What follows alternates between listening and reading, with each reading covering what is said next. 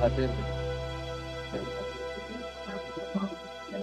di Pranala Institute dalam program kelas membaca kali ini. Kelas membaca adalah satu program dari Pranala, yaitu kita beraktivitas untuk ulas dan mengulas berita, jurnal, artikel, dan seterusnya. Hari ini kita bersama Adin Histeria dari kolektif Histeria dan moderator Mas Torik Fahmi dari Serbuk Kayu. Selama 2 jam kita akan mengikuti perbincangan Mas Adin Histeria dan Mas Torik Fahmi. Sebagai landasan bacaan, kita punya 3 sampai 4 landasan bacaan. Roh, bisa ditampilkan? Bisa Mas, bisa Mas. Oke, mungkin buat teman-teman yang sudah menerima atau belum menerima pengantar diskusi Pranala Institute, jadi ada 3 sampai 4 berita. Berita pertama tentang peresmian Kabinet Merah Putih dari Pak Prabowo, Presiden terpilih. Kedua adalah soal kebijakan atau visi misi dari Menteri Kebudayaan kita yang baru, yaitu Fadlizon, tentang membangun kebudayaan dengan sistem omnibus law dan seterusnya. Yang ketiga adalah tentang kabinet Jaken sendiri, kabinet yang diharapkan profesional, diisi oleh orang-orang profesional atau ahli, tetapi faktanya berita yang ada diisi oleh didominasi oleh para politikus. Untuk waktu dan kesempatan saya berikan ke Mas Torik Fahmi sebagai moderator. Silakan Mas. Oke, selamat malam semuanya. Assalamualaikum warahmatullahi wabarakatuh.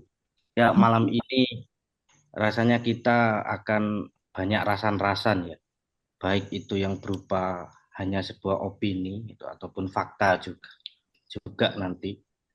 Eh, di sini juga kita sudah menghadirkan Mas Adin yang beliau juga cukup dekat dengan era-era pemerintahan yang tahun lalu ya, khususnya di Kemendikbud yang dirjennya Hilman Farid itu Mas Adin termasuk orang dalam lah. Karena beberapa kali juga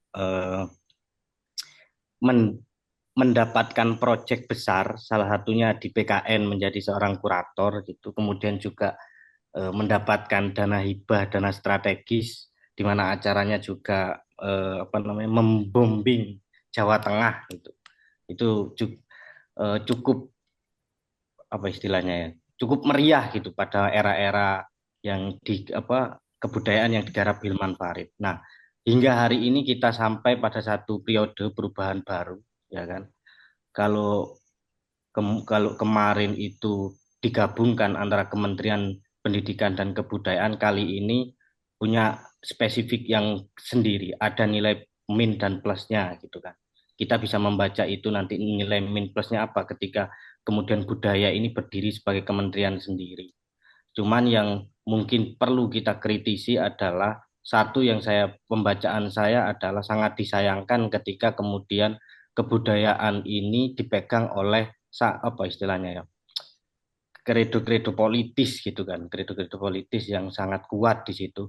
Beda dengan kemudian kalau kalau kalau dulu kan Kementerian Kebudayaan, jadi pendidikan apa, rendah, pendidikan dasar sampai menengah, terus ke pendidikan tinggi dan apa riset itu ya. Itu kan yang ngisi orang-orang kementeriannya itu benar-benar dari praktisi begitu kan. Tetapi kebudayaan ini sangat disayangkan kemudian orang-orang yang masuk justru dari politik gitu kan. Kita tahu Fadlizon dari Partai Gerindra, kemudian juga Fadli apa si Giring Niji sahabat aku dekat denganku. Nah, itu juga dari PSI. Kalau pembacaan saya terhadap Fadlizon, oke. Beliau punya istilahnya linearitas ya terhadap kebudayaan. Satu sisi dari akademisnya yang sarjana sastra juga, sastra Inggris. Kemudian juga Sastra secara Rusia, ya. apa? Katanya sastra Rusia kayak. Inggris apa Rusia? Bosik, kayak sekali lah, weh lah. Secara praktisi gitu juga Rusia ya, oh iya sastra Rusia Pak John. secara praktisi dia juga aktif di bidang-bidang apa namanya kemuseuman, kemudian juga punya perpustakaan, mengelola banyak kegiatan. Cuman kemudian sangat disayangkan ketika wakilnya kemudian kenapa harus giring gizi gitu kan. Nah, itu juga perlu dibaca lagi. Walaupun secara praktisi oke lah dia musisi dari wilayah-wilayah pop nih. Tetapi sebenarnya kan masih banyak orang-orang yang secara manajemen punya kemampuan kebudayaan yang lebih baik gitu. Nah, untuk malam ini kita akan rasan-rasan terkait itu, pandangan-pandangan Mas Adin yang kemarin juga sempat WA dengan saya. Eh, Dia punya banyak bocoran di dalam itu. Wah, ngeri, ngeri. Ngeri katanya, kengerian-kengerian di dalam kementerian itu. Nah, oke, saya serahkan kepada Mas Adin aja langsung untuk pembacaan ini. Semoga Mas mau Ya, nimbang arah selamat. kebudayaan kita ke Suara aku clear gak? clear clear. Ya, selamat malam semuanya. Salam sejahtera.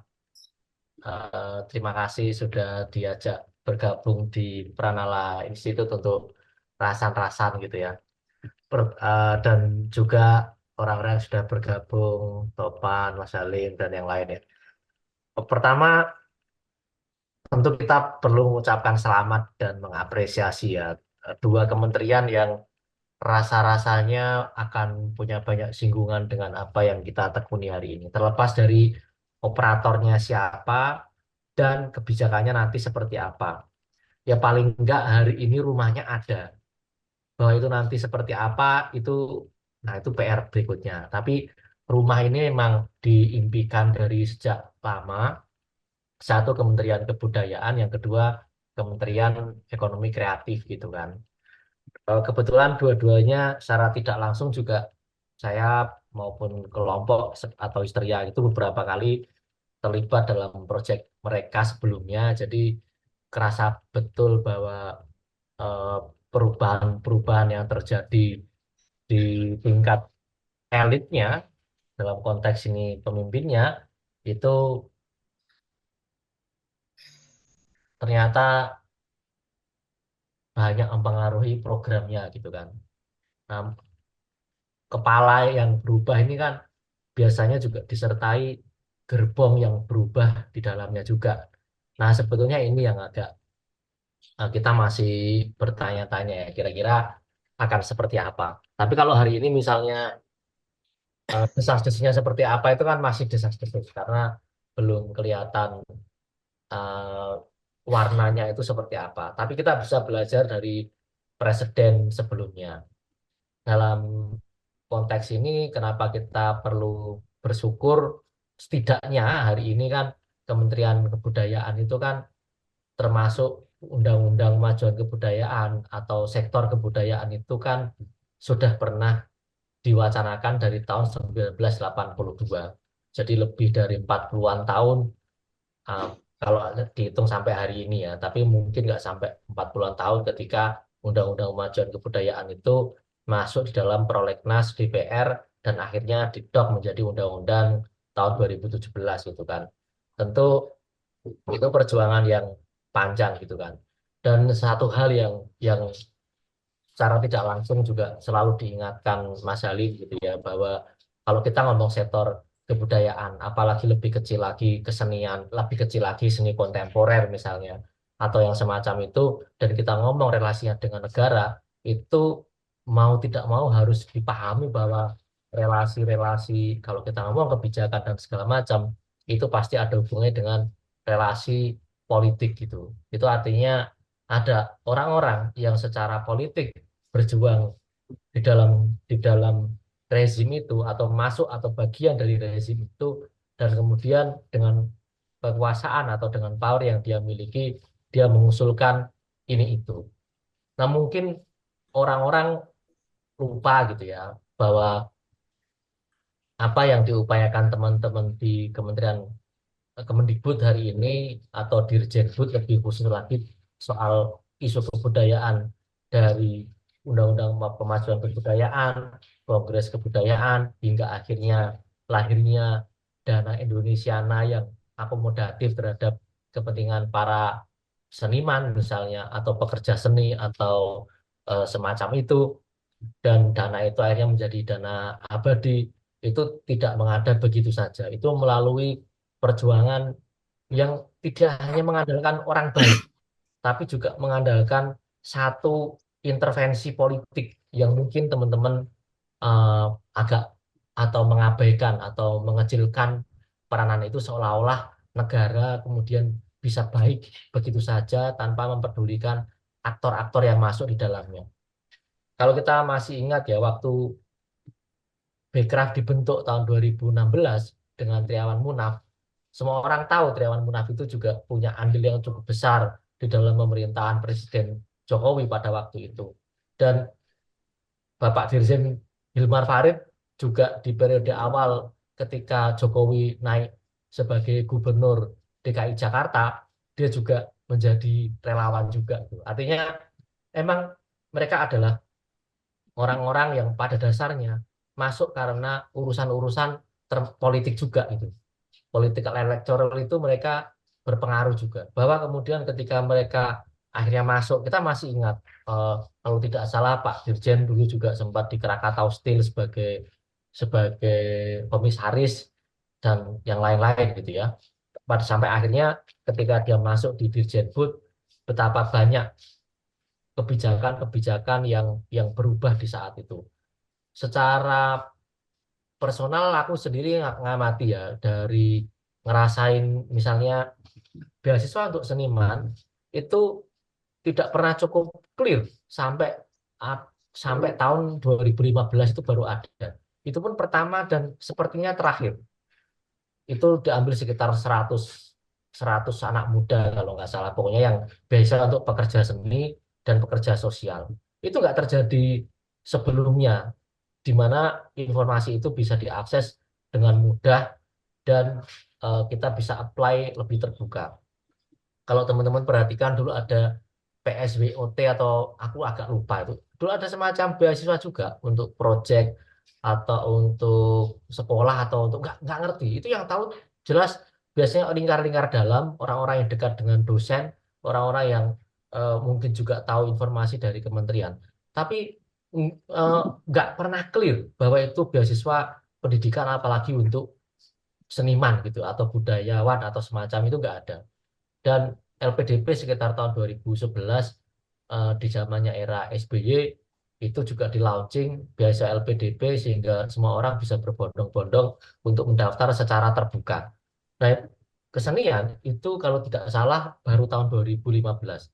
Setelah itu ada beasiswa unggulan atau semacam itu, sampai akhirnya tahun 2021 ada beasiswa pendidikan Indonesia, lebih spesifik lagi beasiswa pelaku budaya.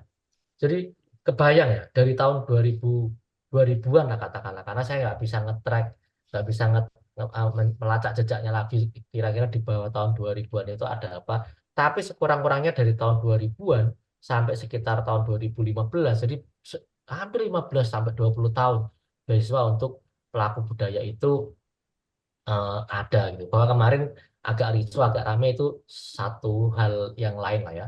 Tapi ini hanya menunjukkan bahwa sektor ini untuk waktu yang sangat panjang tidak pernah menjadi bagian yang penting dari kebijakan negara itu sendiri. Itu yang saya tangkap hingga tahun-tahun 2017 naik 2019 dari Undang-Undang Kemajuan Kebudayaan sampai turunannya lahirnya peraturan pemerintah dan dana abadi kebudayaan melalui Kemenkeu dan seterusnya, hingga hari ini bisa kita saksikan dua kementerian ini bisa berdiri sendiri. Nah, khusus untuk ekonomi kreatif, memang tahun 2016 ketika kementerian ini nempel sama tadinya sama Kemenparekraf yang dirintis Ibu Mari LK Pangestu 2016, kemudian menjadi Bekraf. Dan eh, Triawan Munaf banyak melakukan manuver untuk mengakali, karena kita tahu peraturan pemerintah untuk misalnya satuan biaya mandiri atau kok satuan biaya mandiri apa aku lupa namanya. Pokoknya standar-standar untuk pembiayaan itu kan ada di pemerintah. Nah, itu di satu sisi itu juga rigid, tapi di sisi yang lain juga dia nggak cukup fleksibel untuk eh, hal-hal tertentu itu. Itu yang saya duga menjadi penyebab waktu itu Bekraf tidak mampu memenuhi WTP itu wajar tanpa pengecualian ketika pelaporan keuangan sehingga dianggap sebagai rapor merah itu. Saya nggak yakin sepenuhnya bahwa Triawan pada saat itu dengan apa ya melakukan banyak kesalahan, tetapi saya menduga ada banyak upaya yang untuk menerobos aturan-aturan itu supaya mekanisme pembiayaan itu bisa di bisa dimaksimalkan atau semacam itu. Yang mana itu barangkali tidak disiapkan dalam sistem birokrasi di dalam Bekraf itu sendiri. Dan eh, Bekraf sendiri itu kan memang dari sejak awal arahnya untuk pengembangan ekonomi kreatif yang kita tahu benchmarkingnya itu selalu Korea. Yang mana Korea itu secara penganggaran maupun kebijakan itu beda banget dengan Indonesia gitu kan. Penduduk kita 280 atau hampir 290 juta, sedangkan Korea cuma 50 sampai 60-an juta jiwa gitu kan. Dan eh, postur anggarannya di Korea sendiri itu tahun 2004 mereka menggelontorkan sekitar 15 sampai 16 triliun untuk sektor aircraft. Sementara untuk Indonesia sendiri dengan penduduk sebanyak itu tahun 2016 mereka dianggarkan sekitar 1,2 triliun, terus turun lagi jadi 900-an miliar, terus turun lagi jadi 700 atau berapa, mereka minta naik gitu kan. Sehingga tahun 2019 periode Jokowi yang kedua, Bekraf itu dihapus sama sekali diganti menjadi Kemenparekraf. Apa yang terjadi? Nah, ini yang yang apa yang presiden yang kemudian eh, saya khawatirkan gitu kan.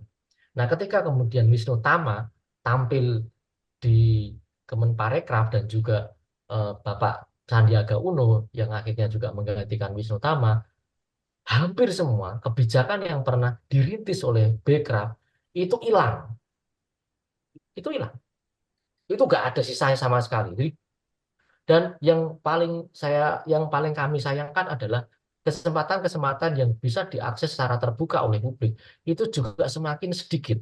Dulu orang bisa ngeplay untuk terlibat misalnya programnya bantuan pemerintah dari Bekraf maupun terlibat di dalam proyek seperti Ikon yang kita ditempatkan di daerah-daerah di Indonesia atau program Orbit yang untuk orang-orang desain itu seleksi ketat. Saya sendiri ngalamin waktu itu ketika terlibat Ikon itu tes itu sampai 4 atau 5 kali di Jakarta. Ada tes psikologisnya, ada tes macam-macam kayak gitu. Dan itu semua nggak ada di era 2019 sampai tahun sekitar 2024. Hampir semua kebijakan ini tidak ada yang dipakai lagi oleh kementerian yang sekarang. Dan yang agak agak kita curigai itu afiliasi Sandiaga Uno dengan partai tertentu gitu kan yang akhirnya membawa satu organisasi LSM tertentu lebih dekat pada pada Kemenparekraf dibanding teman-teman yang lain gitu. Jadi ini saya partai yang bergerak di sektor aircraft yang kemudian juga berusaha untuk ditempelkan di dalam Kemenparekraf gitu. Nah, ini akhirnya eh, menjadi sangat terang benderang dalam dalam kacamata kami. Akhirnya kementerian ini kembali ke pola-pola lama, pola-pola di mana yang bisa nempel atau yang bisa bekerja atau yang mendapatkan kesempatan-kesempatan itu adalah partisan-partisan itu gitu. Yang mana ini sangat umum terjadi di daerah-daerah dan sangat umum terjadi di kementerian-kementerian yang lain. Anda bisa cek misalnya bantuan traktor, bantuan ternak, bantuan macam-macam itu. Itu sangat lekat dengan eh, partisan-partisan atau dukungan-dukungan politik yang diberikan oleh satu struktur organisasi tertentu dan mereka nempel di dalam program-program itu. Dan ini pola lama. Di daerah lebih parah lagi. Di daerah dana-dana hibah atau seperti ini itu rata-rata disalurkan melalui dana pokir atau pokir itu pokok pikiran atau dana aspirasi yang rata-rata melalui dewan, gitu kan. Kalau melalui dewan hampir sudah pasti atau katakanlah 80-90% itu adalah basis-basis yang mendukung suara mereka. Maka wajar kalau teman-teman yang memang merasa dirinya profesional atau bergerak lempeng-lempeng aja gitu, tidak pernah tahu bahwa ada kesempatan-kesempatan seperti seperti ini gitu.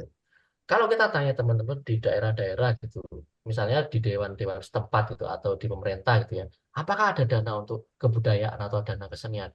Pasti ada dan jumlahnya itu miliaran, jumlahnya besar. Tapi jangan lupa, kesempatan itu tidak pernah dibuka secara umum atau tidak ada kita melihat hibah dibuka untuk masyarakat Semarang sebesar dengan nggak ada. Kalian bisa cek hampir semua di Indonesia, hampir semua ya kecuali mungkin Jogja gitu yang punya dana dana IS. Jogja kasus lain ya, dana IS sendiri itu kan 1,3 triliun gitu kan. Wah, gede banget dan kalau mereka cuma ngecer-ngecer 30 juta 40 juta 100 500 itu enteng dengan sekitar 1,3 triliun itu Jogja aku pikir nggak perlu dibicarakan karena memang itu makhluk yang sangat lain gitu kan. Tapi kalau daerah-daerah lain itu rata-rata kalau tidak dekat dengan kepala dinas misalnya atau dengan sekda atau kepala daerah atau dengan dewan-dewan, hampir semua kesempatan ini tidak pernah kita tahu. Nah, apa yang terjadi di kementerian? Ya, presiden kementerian dari Bekraf ke Kemenparekraf kemudian ditarik lagi di dalam politik partisan, itu muncul gitu loh di periodenya Jokowi terutama di periode kedua gitu ya. Sementara di Kemendikbud itu eh, kesempatan-kesempatan itu makin ke sini makin baik. Kita bisa melihat bahkan proposal itu bisa dijawab dalam 2 minggu atau bahkan eh, beberapa hari setelah kita kirim dan ada dana institusi seperti layaknya dana-dana dari funding asing, tidak hanya membiayai program. Ini satu terobosan sebetulnya, terobosan yang tidak pernah terjadi sebelumnya memang tidak pernah terjadi. Dan memang ada keluhan-keluhan dari daerah bahwa dari kementerian itu sering melangkahi pemerintah-pemerintah daerah itu. Ya, ya gimana? Itu juga tidak bisa kita salahkan juga gitu. Di sisi yang lain, saya juga nggak tahu hubungan rata-rata teman-teman dengan pemerintah daerah itu kan benci-benci, benci tapi rindu atau semacam itu gitu ya. Mereka sementara akses ke nasional yang jauh lebih terbuka itu hari ini dipenuhi oleh Kemendikbud melalui dana Indonesiana gitu kan. Dan yang menarik, kalau teman-teman perhatikan dana-dana yang bisa diakses oleh publik secara terbuka di seluruh kementerian kita itu yang cukup terbuka yang saya tahu, karena barangkali ada yang saya nggak tahu. Pertama di Kemenkeu, LPDP. LPDP itu jelas, biasa LPDP itu bisa diakses oleh semua orang dengan syarat-syarat tertentu. Tapi dia melalui internet, dia tidak harus, ya kalau ada orang nitip saya nggak tahu lah ya, tapi banyak yang orang-orang random gitu ya, dari mana itu yang nggak tahu, tiba-tiba juga mendapatkan kesempatan itu gitu kan. Terus Kemendikbud melalui dana Indonesia. Nah, itu jelas, itu juga jurinya juga juga mereka punya juri sendiri. Terlepas bahwa mungkin ada yang tidak terakomodir atau segala macam, tapi mekanisme yang dibuat itu hari ini masih bisa kita track bahwa oh mereka melibatkan orang-orang non PNS juga gitu kan. Dulu Kemenparekraf dulu ada melalui Bekraf. Di hari ini Kemenparekraf ada juga kalau nggak salah yang dana sekitar 200-an juta itu. Tapi itu juga nggak heboh, nggak yang sangat terbuka untuk publik gitu itu juga enggak ya. Terus di yang lain saya nggak tahu. Peternakan lah, pertanian lah, apalah ada bantuan, ada banyak traktor. Tapi pernah misalnya petani-petani di daerah itu mengirim proposal terbuka, saya jarang menemukan. Itu biasanya sudah di lock di partisan-partisan itu gitu kan. Yang mana di daerah-daerah hal itu terjadi lebih lebih brutal lagi gitu ya. Memang eh, apa faktor like and dislike, faktor apa ya. Jadi kalau kita ngomong kebijakan kebudayaan itu terutama di daerah itu masih masih cukup jauh gitu ya meskipun beberapa kali juga dicoba untuk terlibat ya misalnya untuk menyusun pokok-pokok pikiran kebudayaan daerah gitu kan pemerintah kota dan provinsi kan kemarin juga sudah mulai mengundang mengundang gitu ya. Meskipun juga kita belum belum belum tahu apakah isu ini cukup diperhatikan atau enggak oleh teman-teman, karena di dalam politikal elektoral sektor ini dianggap sektor yang tidak cukup menjanjikan basis suara.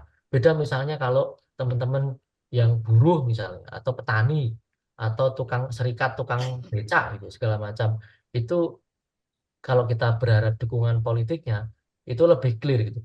Kalau elemen kebudayaan atau seniman atau seni kontemporer segala macam itu cenderung, eh, ini asumsi saya, cenderung untuk diarah-arahkan ke dalam political praktis yang jangka pendek gitu. Jadi artinya ini satu sektor yang secara politikal elektoral itu tidak cukup menarik bagi banyak dewan gitu kan. Dan presidennya ada kok, banyak kok teman-teman kita, meskipun mereka dulu main teater, meskipun mereka dulu kuliah di sastra atau di ilmu budaya segala macam, begitu memasuki ruang relung-relung politik itu nggak banyak digarap juga, karena mereka tahu ini bukan basis massa yang cukup solid. Justru saya memberikan apresiasi yang luar biasa pada Dirjen Budi di dalam sekitar dari 2016 sampai sekarang, karena eh, partisan ini tidak cukup kentara atau sedemikian diupayakan supaya tidak semencolok, atau ya emang normanya ya emang netral. Kan kita tahu sendiri kan, kalau kita ngeplay satu proposal kan ada fakta integritas, ada surat tidak terlibat di dalam partai politik dan seterusnya, gitu-gitu kan. Jadi emang logikanya memang ya emang ini untuk semuanya, bukan untuk partisan tertentu gitu. Tapi sementara kita perhatikan di Kementerian Kemenparekraf, eh, partisan ini setidaknya di era Sandiaga Uno eh, agak kelihatan gitu kan. Nah, kita nggak tahu apakah menteri yang baru ini akan menjadi zakon kabinet dan misalnya juga akan mengupayakan hal-hal yang sifatnya lebih objektif gitu ya pada kita semua, atau akan ditarik di dalam partisan seperti kementerian-kementerian yang lain, karena yang lain begitu prakteknya. Jadi kalau dia akan ikut begitu, ya emang begitu tabiatnya rata-rata kan. Ini yang apa menjadi nggak sehat ya bagi kita ya. Tapi ya kita tentu saja di pemerintahan yang baru ini kita masih berharap bahwa menteri-menteri yang terbentuk ini eh, punya wawasan kebangsaan yang lebih besar gitu kan, tidak hanya berpihak pada kelompok-kelompok yang mendukung mereka saja gitu kan, tapi juga termasuk para profesional dan barangkali juga kelompok-kelompok di seberang gitu kan, yang memang sama-sama warga Indonesia karena bayar pajak sama, tinggal di negara yang sama dan seterusnya. Mungkin pemantiknya itu dulu kali ya, Torik. Ya, oke Mas.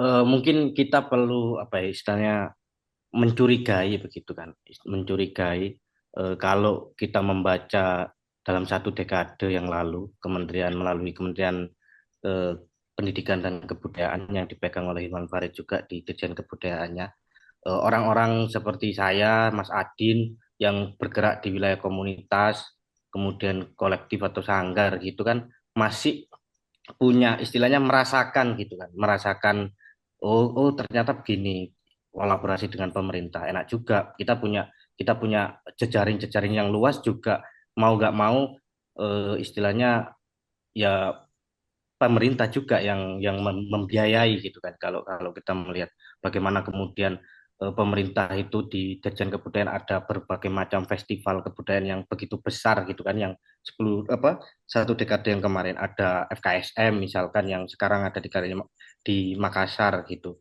Kemudian kemarin juga sudah dua kali penyelenggaraan ya, Indonesia Bertutur itu di Jogja, kemudian yang tahun kemarin juga di Bali. Terus banyak lagi, belum lagi dana strategis seperti Binel apa itu kan rata-rata memang sudah dibiayai oleh pemerintah.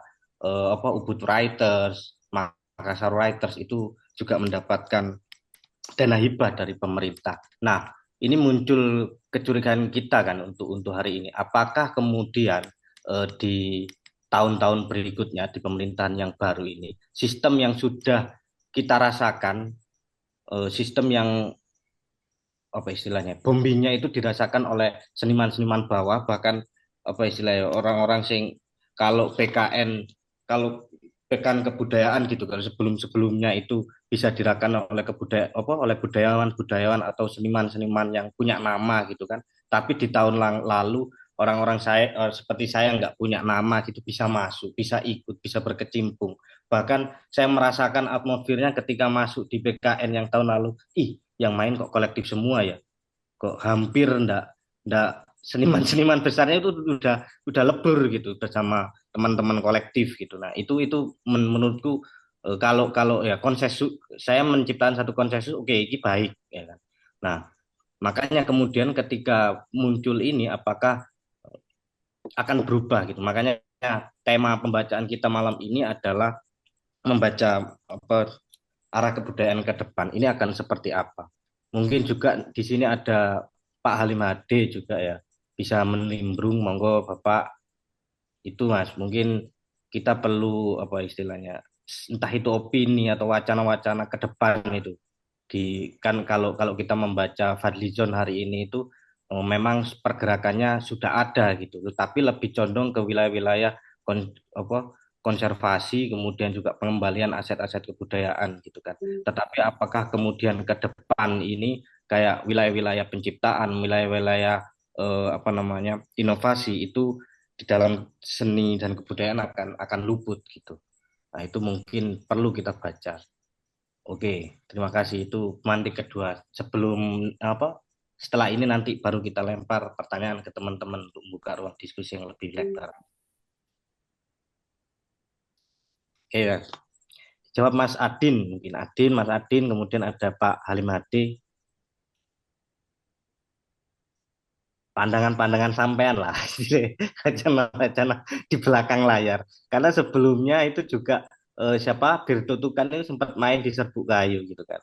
Itu sebelum dilantik Fadlizon, nah itu sudah apa punya si siapa si Birto sudah punya omong ini Fadlizon ini nanti yang Menteri Kebudayaan gitu. Kayaknya Mas dana Halim, dana kalian akan dikurangi gitu. Mas Halim ngomong-ngomong itu loh. Ya Pak Halim silakan.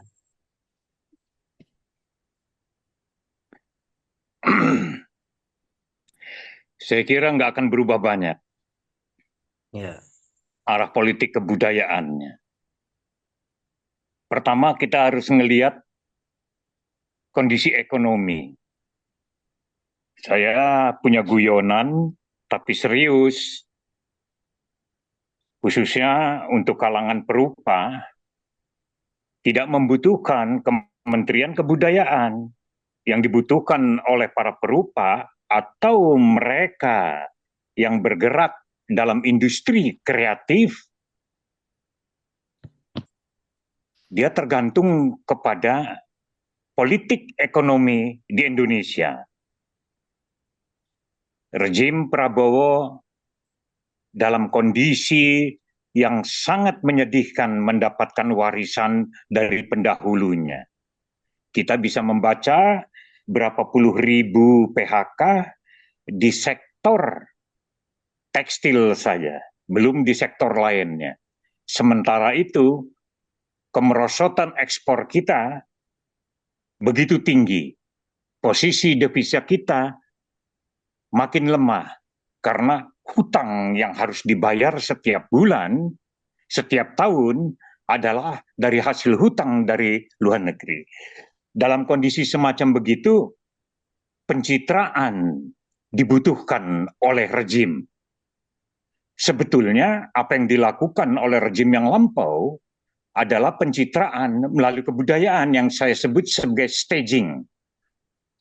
Konsep staging ini saya tafsirkan dari satu penelitian yang pada tahun 90-an oleh Anderson Sutton yang melacak pos kemerdekaan pada peristiwa tahun 50-an sampai dengan tahun 90-an dalam bukunya Calling Back the Spirit atau diterjemahkan dalam bahasa Makassar Bugisnya Pakuru Sumange, satu politik kebudayaan di Sulawesi Selatan dalam kaitannya dengan satu praktek berbeda dengan kondisi yang dulu, bagaimana Soekarno meletakkan satu politik kebudayaan melalui staging sebagai nasionalisme yang menyatakan bahwa kasanah tradisi menjadi bagian penting di dalam nasionalisme dan menjadi penting dalam hubungannya dengan basis material, karena kebudayaan adalah material untuk pembentukan nation state itu. Nah, kembali kepada kondisi yang sekarang, pencitraan ini dibutuhkan karena kondisi ekonomi yang jelek sekali. Dalam situasi semacam begitu dibutuhkan satu politik panggung, bagaimana satu rejim untuk mengatakan bahwa ada kebebasan berekspresi, ada satu karya yang ditampilkan, atau bukan satu karya, artinya berbagai karya dengan ratusan festival di berbagai daerah sebagai satu upaya untuk menunjukkan ada satu gairah. Ini sebetulnya menarik. Di Cina pernah dilakukan ini pada tahun 80-an. Dan yang paling menarik, kritik saya kepada Anda yang mengantarkan tadi tentang orang partai dan orang politik. Di Indonesia dulu Menteri Kebudayaan itu adalah orang-orang politik. Nyono, Nyoto, Priyono, segala macam, semua orang-orang politik yang memiliki visi. Dan kembali kalau saya katakan membandingkan dengan Cina pada tahun 80-an membangun satu konsepsi kebudayaan yang melalui pendidikan, dan yang menariknya salah satu konsultannya adalah orang dari Semarang. Itu keluarga Han yang ikut mendirikan Universitas Diponegoro yang pindah ke Belanda. Dia adalah pamannya Aike, Han Aili yang jadi profesor di Fakultas Teknik Undip sekarang.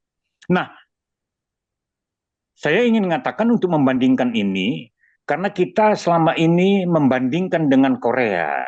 10 tahun terakhir ini kepala kita dicokok, dibekuk oleh Korea, yang juga kita tidak pernah tahu bahwa ada satu rejim militer, Pak Chung-hee, Chun Do-hwan,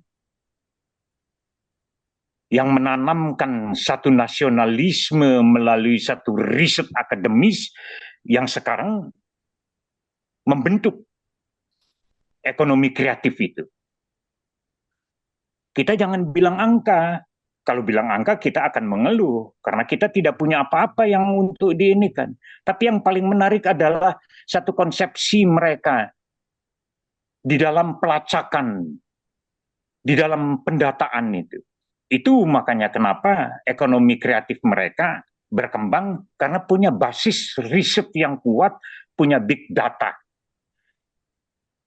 Anda bisa melacak sampai sekarang, big data itu menjadi sesuatu yang sangat berantai, yang bisa menggerakkan bukan cuma 100-200, tapi puluhan ribu orang di dalam penulisan naskah, di dalam penulisan skenario, di dalam konsepsi panggung, di dalam konsepsi artistik, tata lampu, di dalam kamera, di dalam segala macam.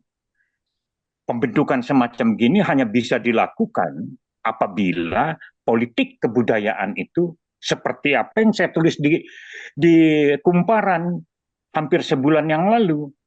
Persoalan di Indonesia adalah material, basis material kebudayaan ini berserakan, tapi tak memiliki satu kerangka big data. Tadi Adin ngomong soal bagaimana ekraf makin turun, angka anggarannya, saya kira menarik. Itu kenapa turun? Karena seandainya makin besar, korupsinya juga makin besar. Karena begitu banyak gosip dan isu kita dalam hubungannya dengan ekonomi kreatif, dalam hubungannya dengan penyaluran dana kepada seniman-seniman, seperti yang dikeluhkan oleh rekan kita tadi, cuma seniman yang terkenal yang mendapat. Nah, sekali lagi, ini persoalannya praktek dari politik kebudayaan ini. Dan sialnya lagi, politik kebudayaan nasional kita tidak bisa menjadi dinamo untuk politik kebudayaan lokal. Mari kita ambil contoh periode Ganjar.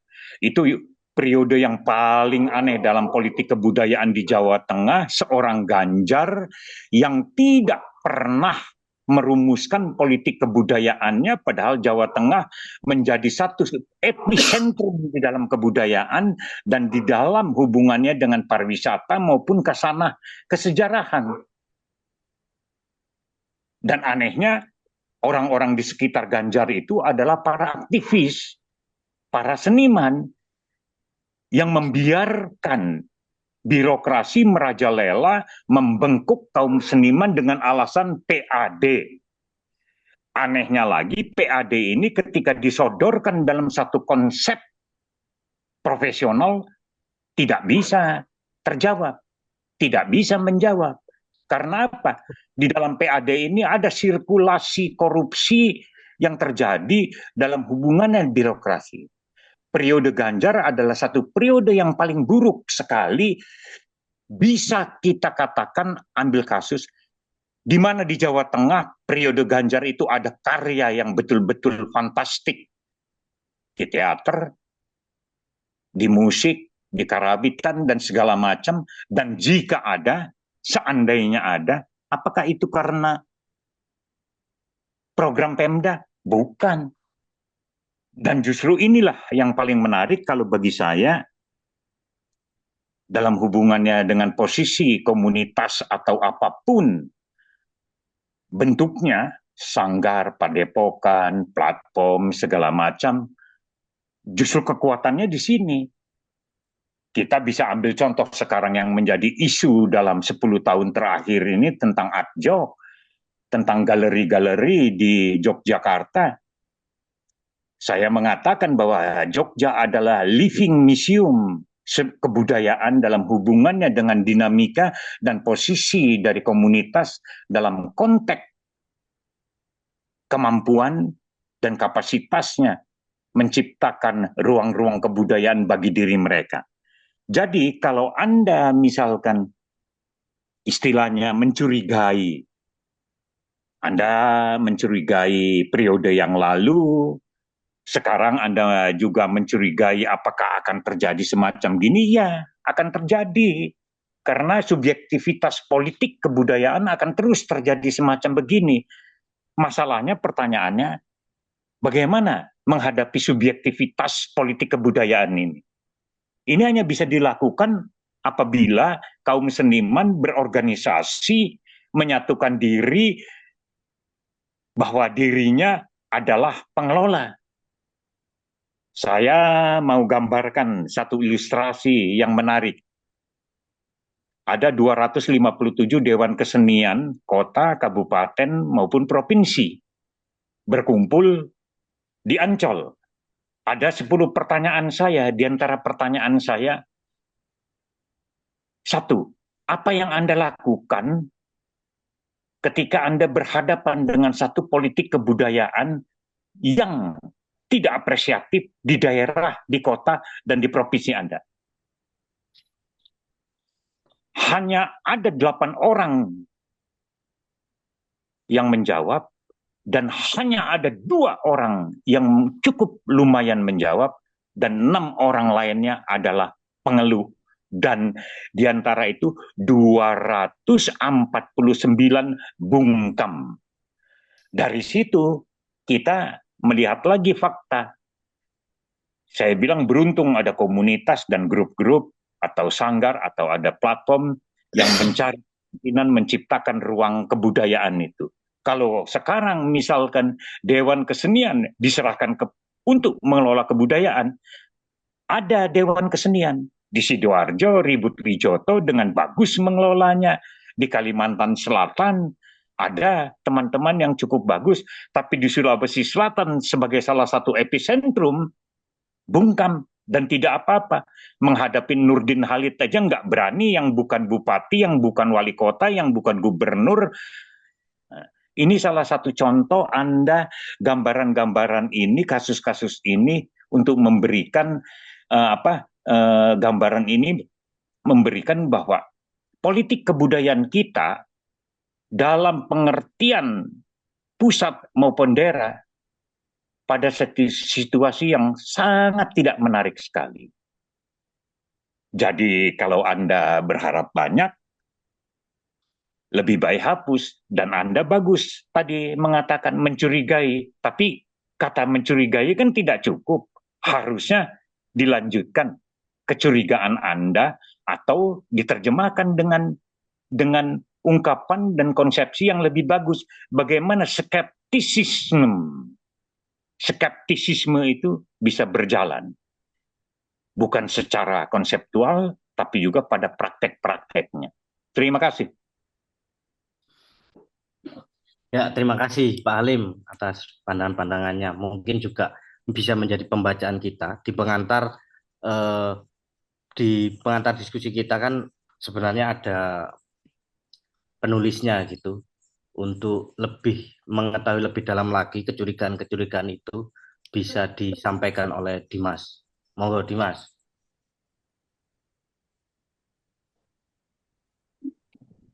Lanjut dulu Mas Fahmi, ya nanti di sesi pertanyaan aja. Ya ini wis mlebu saya sebenarnya. Oh, aku nambahin yang Oh ya, wis Mas Adin sih.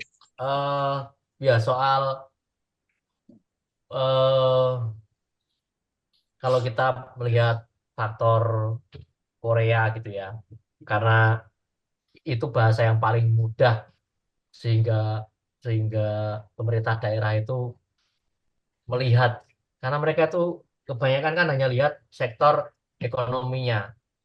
Isu ekraf itu unik menurut menurut kami ya, karena dia tiba-tiba menjadi booming, tapi di satu sisi yang lain dia nggak tahu ini sebetulnya apaan gitu, nggak muncul di dalam satu kesadaran politik, tapi dia hanya muncul sebagai satu satu tren global. Terus kayaknya dari Silicon Valley, terus Gojek dan seterusnya, itu membuat pemerintah terutama di daerah-daerah, meskipun dia nggak paham itu apaan, tapi itu menjadi prioritas dibandingkan dengan isu kebudayaan.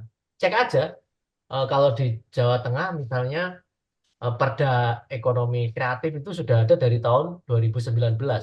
Sementara Perda Ekraf baru tahun ini. Padahal Undang-Undang Kemajuan Kebudayaan itu 2017. Butuh waktu yang panjang. Dan itu bisa di-track rata-rata begitu gitu. Dan kalau lagi-lagi bandingin dengan Korea, memang tahun 94 itu kan ada banyak riset yang menulis tentang itu ya, yang apa ketika gelombang Hallyu itu ya, gelombang Korean Wave itu, gelombang Korea itu datang itu kan emang dipicu 94, mereka lihat penjualan Hyundai itu setara dengan penjualan franchise Jurassic Park gitu kan. Jadi Korea yang sangat bangga dengan industri manufakturnya kemudian seperti terhentak gitu kan, karena lah ini sama franchise Jurassic Park itu sama. Ini yang kita bangga-banggakan ternyata setara hanya dengan satu film Hollywood gitu kan. Nah, sejak itu memang ada perintah yang cukup spesifik, setiap cabel di Korea itu harus punya sektor industri ekonomi kreatif itu.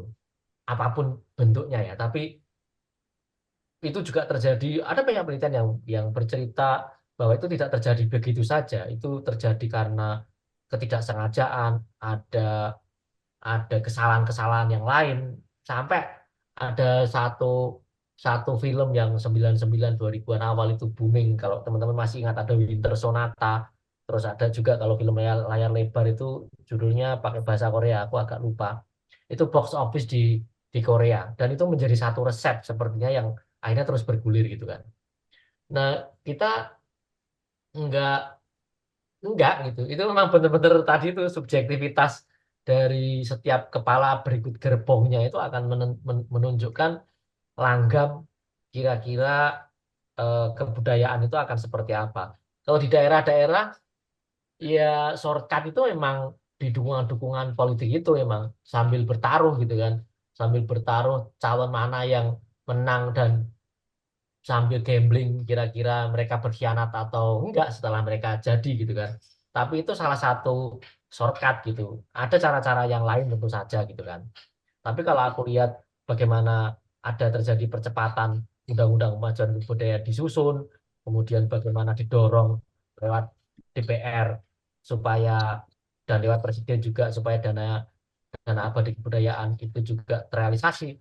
Itu semua ada lobby-lobby politik yang mana teman-teman rata-rata di daerah itu eh, tidak banyak yang punya kapasitas untuk melakukan lobby-lobby politik semacam itu gitu karena emang tidak pernah mudah meyakinkan basis suara dari kaum-kaum kita ini jangan pakai itu kayaknya itu kotor tuh nanti ya gitu kira-kira.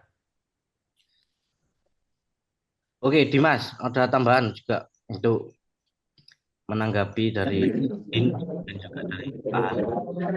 Oke, terima kasih Mas Fahmi. Iya sih, kalau lebih tepatnya kecurigaan ini beralih ke skeptisisme gitu ya. Kita nggak curiga ke sosok orangnya, tapi kita pasti skeptis terhadap kebijakan-kebijakan menteri yang baru ini nanti ke depan seperti apa. Terlebih kita juga men-track menteri sebelumnya gitu, terutama dalam konteks landscape politik hari ini gitu ya. Mengingat juga Gerindra adalah salah satu partai berkuasa hari ini gitu loh. Dan Menteri Kebudayaan kita adalah salah satu pendiri. Itu aja sih Mas Fahmi. Ya, yang lain mungkin bisa melakukan pernyataan ataupun juga pertanyaan. Kita lebarkan lagi diskusinya. Orang Mas Daniel lho. Ya, Mas Daniel. Lanjut aku ngrungokke. Oke. Mas Ribut, Mas Ribut. Nyimak sih.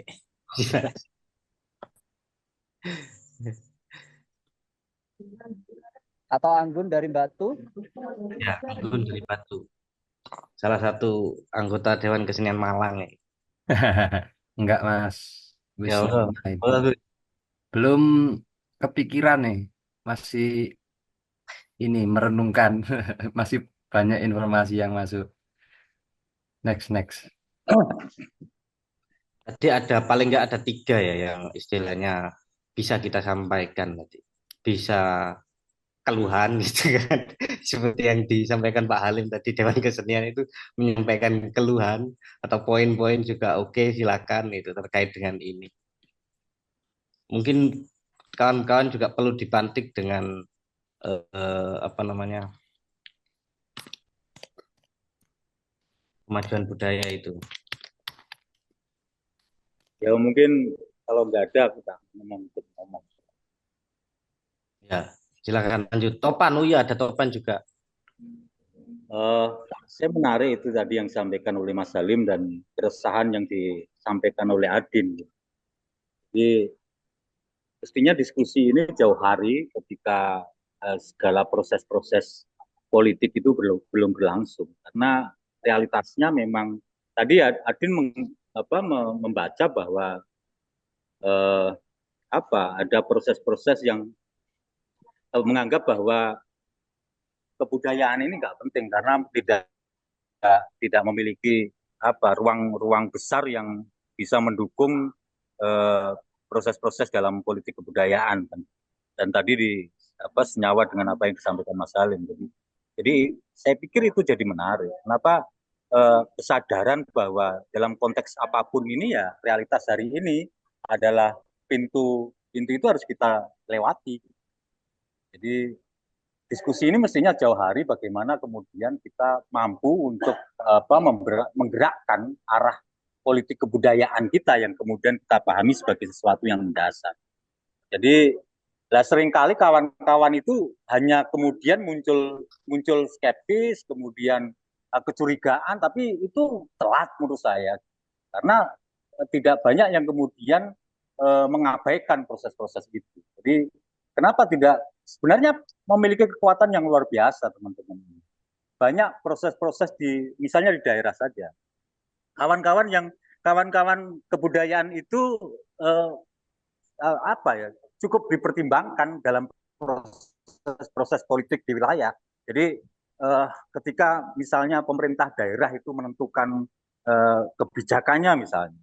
Apa yang kemudian dilakukan oleh kawan-kawan kebudayaan itu menjadi pertimbangan luar biasa. Artinya, nah kekuatan ini tidak disadari sebagai satu kekuatan yang kemudian untuk memperjuangkan politik kebudayaan itu. Nah, ini yang saya pikir penting untuk dipikir bersama-sama. Jadi sehingga kita tidak sekedar kemudian membicarakan setelah itu terjadi, gitu.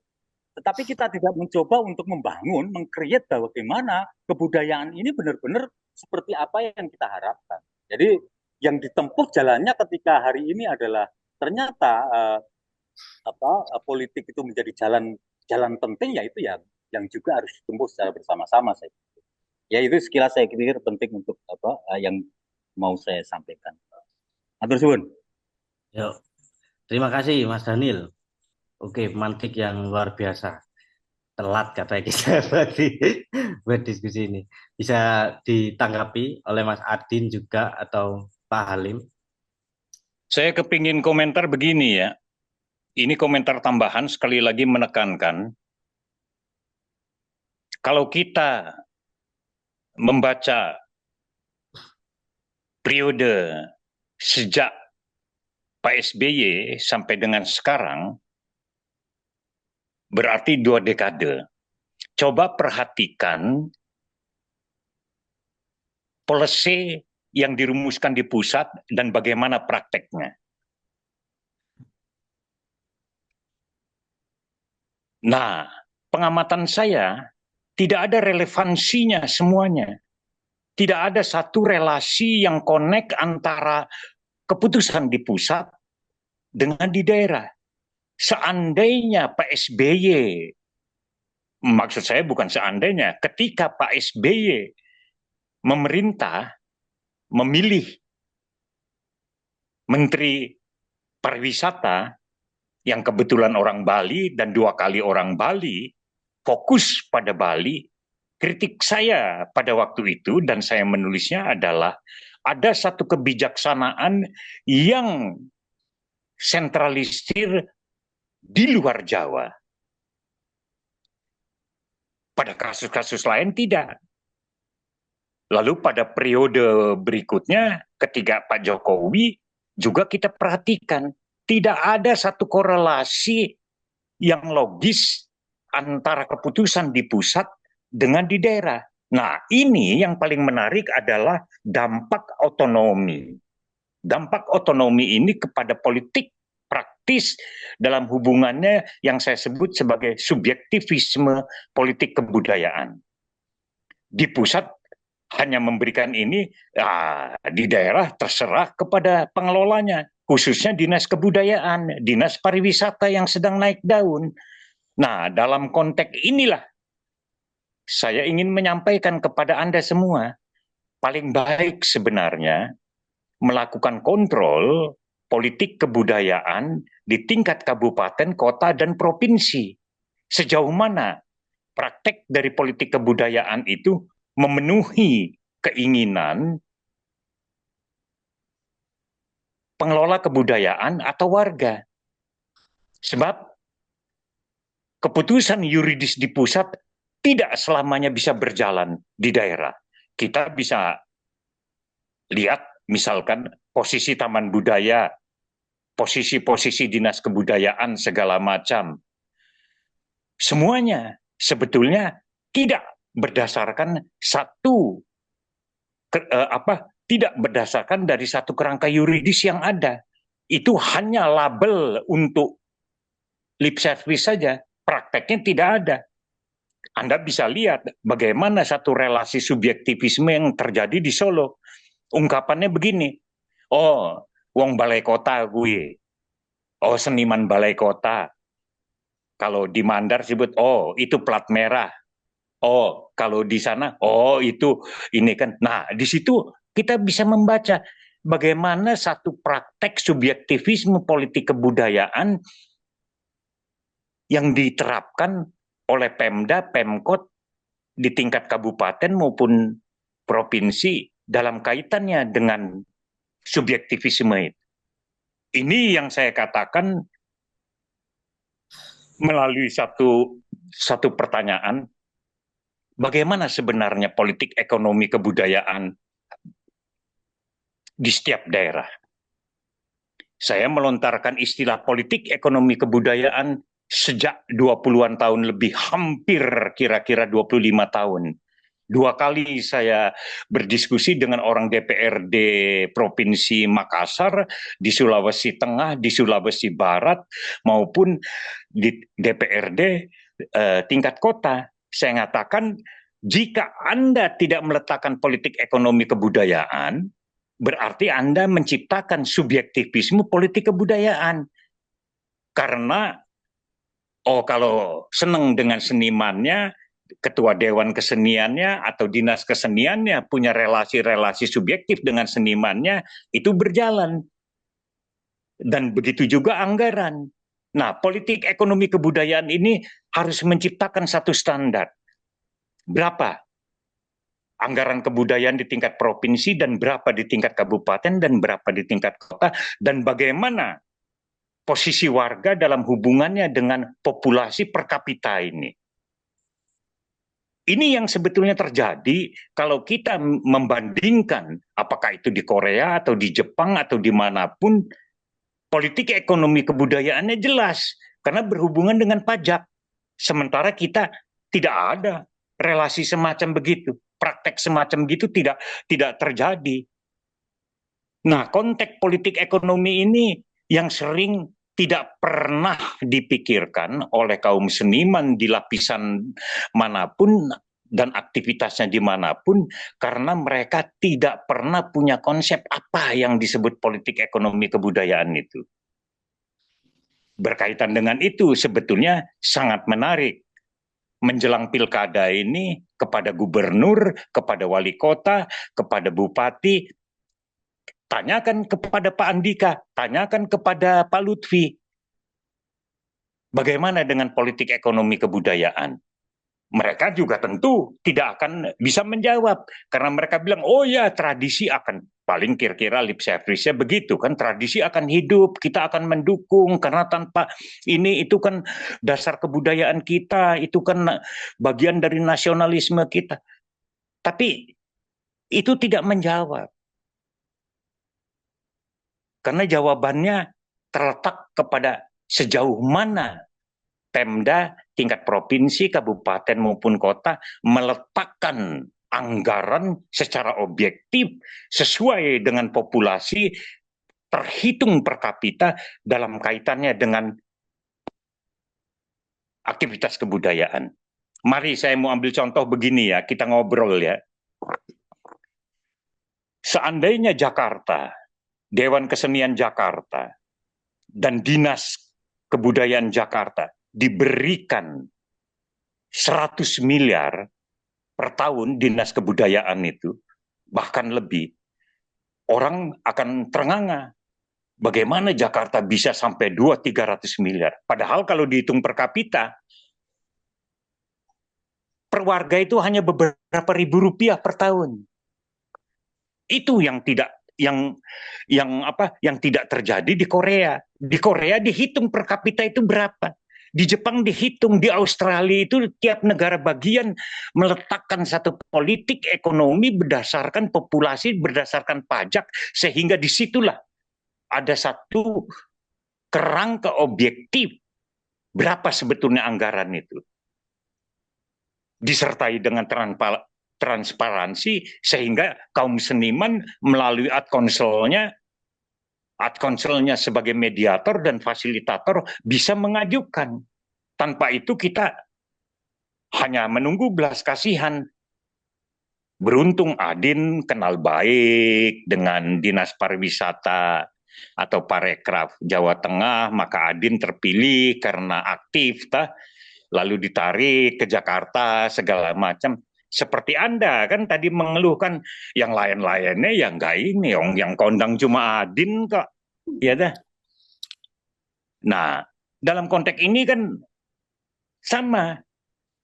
Saya bertanya sejak lama kepada teman-teman itu, kepada dewan-dewan kesenian, kepada Anda, bagaimana perspektif Anda dalam politik ekonomi kebudayaan. Anda bayangkan Surabaya itu 26 miliar, kota Surabaya itu 26 miliar.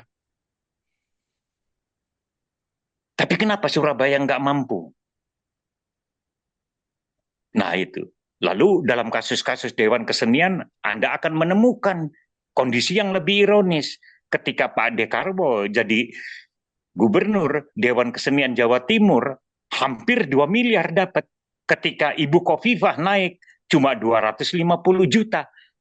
Lalu tahun berikutnya naik jadi 800. Coba subjektivisme praktek semacam begini kan terjadi. Karena apa? Tidak ada politik ekonomi kebudayaan yang objektif yang diciptakan berdasarkan satu kerangka kebutuhan yang didasarkan kepada per kapita itu. Anda akan lebih sedih lagi pada tingkat kesehatan di luar Jawa. Pernahkah Anda membayangkan hanya Rp188 per tahun per warga di Sulawesi Selatan untuk dana kesehatan warga? Itu riset saya pada awal 2000-an di Sulawesi Selatan. Saya membandingkan antara kesehatan dengan kebudayaan di Sulawesi Selatan dan Sulawesi Barat. Anda bayangkan Rp188 itu beli garam aja nggak dapat, beli rokok aja nggak dapat. Per tahun, per bulan hanya Rp15 lebih, dihitung per hari. Hanya 50 sen dana kesehatan untuk warga. Pernah nggak Anda bayangkan? Sementara anggaran keluarga gubernur dan wakil gubernur mencapai per tahun hampir 6 miliar. Per bulan 500 juta lebih. Per hari hampir 2 juta. Lalu bagaimana dengan kebudayaan? Sekali lagi, kalau kita mau bicarakan tentang kebudayaan, coba kita lacak praktek politik kebudayaan hubungannya dengan politik ekonomi kebudayaan. Kalau enggak, sulit kita. Ini kan, paling kita ya menunggu belas kasihan itu aja. Terima kasih. Ya, terima kasih Pak Halim. Barangkali memang bisa ya kita istilahnya kita katakan bahwa sebenarnya seniman-seniman, khususnya pembacaan saya di Jawa Timur ya, banyak seniman-seniman yang juga memang menunggu balas kasihan itu tadi. Ketika kemudian di Jawa Timur sendiri ada Dinas Kebudayaan dan Pariwisata, kemudian ada Dewan Kesenian Jawa Timur juga, bahkan di setiap daerahnya juga ada Dewan Kesenian Surabaya, Sidoarjo. Nah ini salah sebagai pelaku seni gitu kan, yang dari garis bawah gitu, atau bahkan juga pelaku-pelaku kebudayaan di bawah itu abai terhadap hal-hal yang berbau politis. Ada dikotomi, mereka menganggap ada dikotomi yang nggak ikut di politis. Nah, ini satu hal yang perlu juga kita jawab, apakah ini satu hal yang bersifat negatif ataupun positif gitu. Karena kemudian dampaknya itu di tataran apa yang kita rasakan ketika mengetahui program-program dari Dewan Kesenian Jawa Timur, kemudian Dewan Pariwisata dan Kebudayaan misalkan. Nah, itu juga berkaitan dengan pelaku ya. Itu kita ngerasa bahwa oh ya nggak ada dampak impact yang membangun, khususnya di wilayah-wilayah komunitas kolektif gitu-gitu, untuk membangun terutama kita harus punya kemandirian nih ekonomi. Itu nggak ada bantuan, sehingga kemudian alternatifnya ketika kita menunggu balas kasihan itu dengan menulis proposal itu tadi untuk mencari funding dari luar ataupun juga yang dari dana Indonesia. Nah itu tadi. Nah itu mungkin polemik-polemik di Jawa Timur ya. Bahkan kita juga abai gitu terhadap kebudayaan istilahnya di kebijakan-kebijakan Dewan Kesenian Jawa Timur. Apa sih gitu. Itu selalu di kalangan-kalangan seni apa sih? Pasti itu aja yang dapat. Nah, ini satu kebijakan yang perlu dibaca juga oleh teman-teman gitu. Ini kan rata-rata juga di Jawa Timur ya, ada Dimas, terus kemudian ada Adin juga, Andin di Malang gitu. Terkait untuk menjawab, khususnya juga di Malang itu bagaimana konfliknya itu sangat besar. Bahkan beberapa 2 tahun yang lalu gitu kan, terlepas dari wilayah kebudayaannya juga ada satu kriminalitas di dalamnya gitu, sampai ada yang meninggal. Itu satu hal yang saya kira diciptakan oleh satu institusi kebudayaan itu. yang pandangan-pandangan seniman akhirnya lebih ke arah negatif gitu. Itu Pak. Bisa Mas Adin, Pak itu juga menanggapi. Terus teman-teman juga yang lain silakan untuk bertanya nanti. Oke, terima kasih. Ada ini juga sih, apa ya, ada satu persoalan lain ya, pemahaman teman-teman dalam logika birokrasi dan politik anggaran. Misalnya kebudayaan itu kan sebetulnya masuk di dalam urusan wajib pemerintah non pelayanan dasar. Kalau yang urusan wajib pelayanan dasar itu kan pendidikan, kesehatan, penataan ruang, perumahan rakyat, dan seterusnya itu memang urusan wajib pelayanan dasar. Mau negaranya kondisinya kayak apa ya sekolah harus jalan. Artinya itu bukan bukan yang dikapitalisasi gitu. Terus itu lebih naik setingkat dibanding pariwisata. Pariwisata itu urusan pilihan. Sementara kebudayaan itu sebetulnya masuk urusan wajib. Nah, persoalannya apakah Dewan juga paham? Apakah Sekda atau kepala daerah memahami itu juga?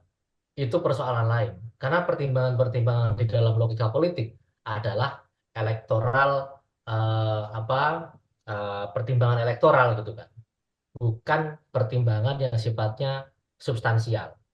Artinya memang kita kalau mau mengeluh atau ngerasain itu emang nggak ada bisa ya, karena selalu ada gitu kan. Persoalannya kan sekarang apa yang kemudian masih bisa diretas, masih bisa kita coba untuk serumun di daerah masing-masing juga gitu kan. Nah, untuk urusan apa nasional kita masih melihat dan meraba ya kira-kira ke depan bagaimana. Tapi kalau di daerah sendiri gitu kan, nyari dewan yang juga memahami persoalan-persoalan ini sehingga masuk di dalam kepentingan dia itu satu PR yang lain gitu kan.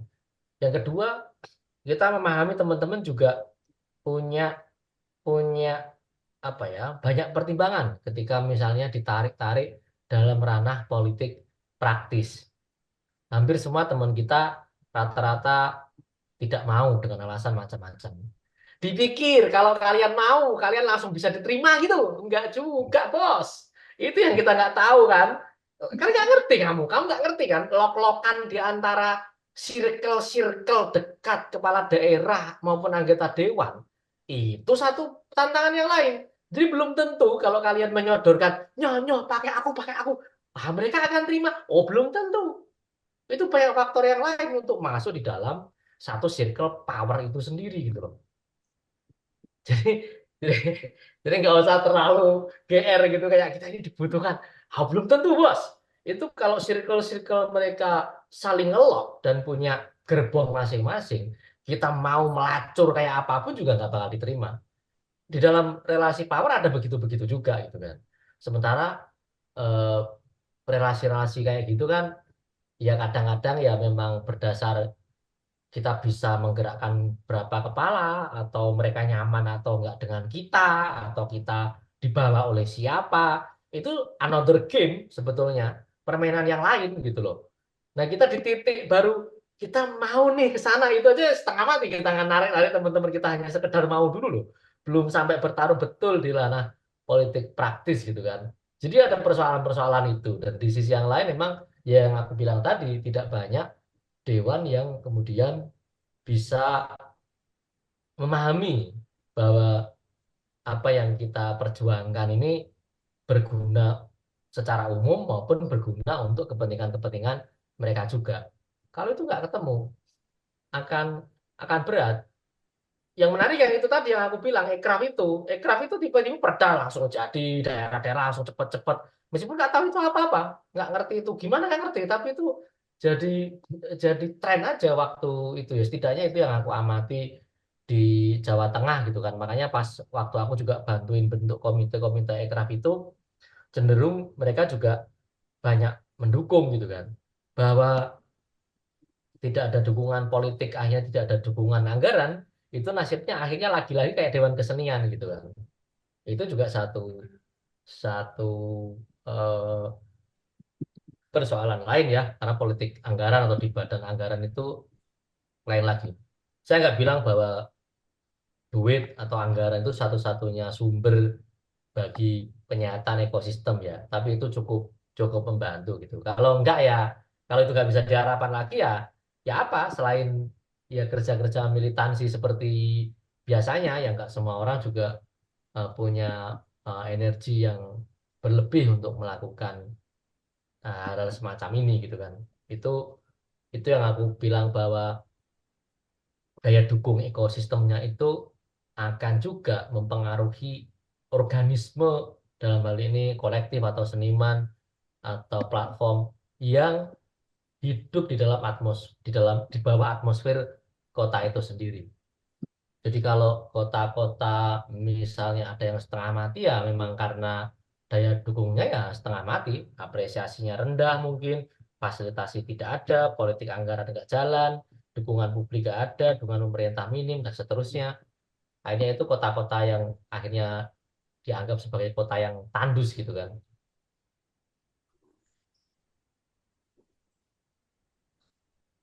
Yuk.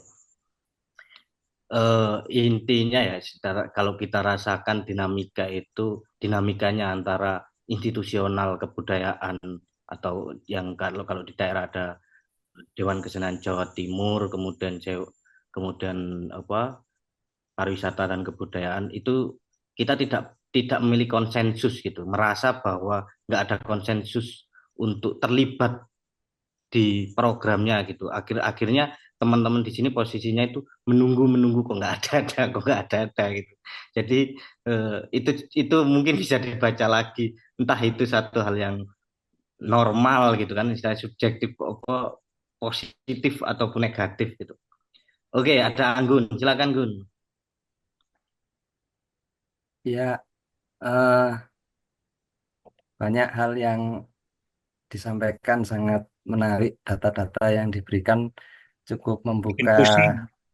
pemahaman dan bikin kaget semua. Eh, Tadi ada satu eh, pernyataan atau pertanyaan, pernyataan mungkin dari Pak Halim Hadi. Sebetulnya yang paling baik atau kita sebagai kelompok itu bisa mempersatukan diri yang tujuannya untuk bisa controlling di daerah-daerah. Kebetulan di Malang, di Batu, dan mungkin di daerah-daerah yang lain sekarang lagi persiapan eh, pemilihan calon wali kota ya, sama wakil wali kota. Eh, untuk mempersiapkan itu, karena saya dan teman-teman itu mempunyai kelompok seni di Batu, Malang, di daerah, itu bagaimana cara kita yang paling baik untuk bisa mengontrol eh, wacana politik ke depan. Itu yang paling baik bagaimana? Menggunakan datakah, menggunakan aksi nyatakah, atau kita harus menjadi kayak institusi independen gitu yang memang menyuarakan kita akan menjadi mitra gitu. Lah itu saya minta sharing dari teman-teman untuk mengeksplorasi hal itu. Jadi saya ingin tambahan data bagaimana ke depan bisa ikut andil dalam kontrol dalam dinamika perpolitikan ini. Begitu. Wih, Terima kasih. oke. Terima kasih Mas Anggun. Ya, bisa langsung dijawab Pak Halim dan Mas Adin. Silakan. Ya, andil kan kalau punya keberanian untuk melakukan kontrol kan. Kalau nggak punya keberanian politik, ya nggak akan punya andil. Itu yang jadi masalahnya kan. Saya ingat bagaimana kenakalan-kenakalan Darmanto YT di Jawa Tengah, almarhum dulu, yang selalu melakukan kritik dengan cara jenaka tapi tajam segala macam, ikut mempengaruhi. Walaupun tidak berkaitan dengan anggaran, tapi dengan cara berpikir bahwa Pemda akhirnya mempunyai cara pandang yang berubah.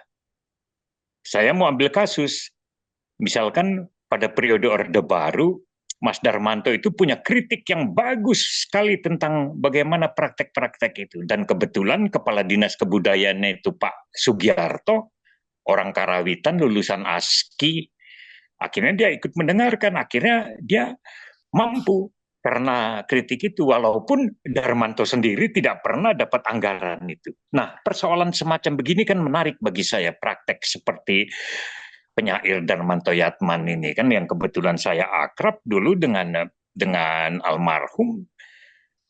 Kita melakukan satu, artinya andil itu dalam praktek kita adalah dengan keberanian untuk berpolitik, untuk memasuki ruang mereka dan mencoba meraba, karena kita tidak tahu kan, seperti tadi Anda katakan, Adin mengatakan kita tidak tahu apa yang dipikirkan oleh ini, walaupun secara produk yuridis ada konsepsi apa praktek kebudayaan itu, tapi itu berbeda, selalu penuh dengan tafsiran itu. Makanya kalau bagi saya apapun, malah kadang-kadang saya berpikir begini, apakah nanti satu kali dari rejim ini akan ada satu degradasi politik kebudayaan yang hanya bersifat sentralistik dan bersifat subjektif, barangkali juga ada berkahnya. Karena itu akan melahirkan satu mungkin aksi syukur menjadi satu gerakan. Ini kan contohnya kritik yang dilakukan oleh seniman-seniman di Yogyakarta melahirkan satu aksi melalui praktek mereka. Itu sangat-sangat menarik sekali. Karena Anda tahu, kritik-kritik itu bagaimanapun akan cukup didengar. Dan akhirnya terdengar, dan pada pergantian pengelola dari instansi itu mencoba mempraktekkan itu. Walaupun juga belum maksimal seperti apa yang diharapkan oleh seniman. Ini ada rencana tahun depan kalangan para penulis, para jurnalis akan mengupas masalah tata ruang